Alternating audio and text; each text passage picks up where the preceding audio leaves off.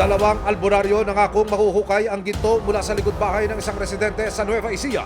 Nakilala lang namin nung gagamutin nga niya yung tiyahin ni Mrs. Pero bago ito makuha, kinakailangan daw munang ipaayos ng biktimang si Mario ang simbahan.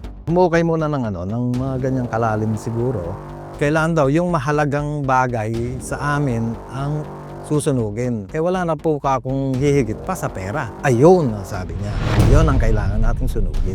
Naglabas kami ng 160,000. Ibinalot niya doon sa puting face towel. Pinakuha ko ng gasolina. Nung pagbalik ko, inilagay na doon, binuhusan ng gasolina, saka sinundihan. Hindi rin ako sigurado kung sinunog talaga o hindi.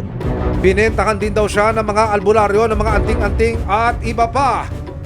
Umabot ng kabuuang halagang 13 million pesos ang naibigay niya sa dalawang albularyo. Nang hindi na makontak ang dalawang albularyo, nagsampa na siya ng reklamo laban sa mga ito. Nagkasamang otoridad ng entrapment operation para matimbog ang dalawa. May nakita nga kayang ginto sa hinukay na lupa sa likod bahay ni Mario?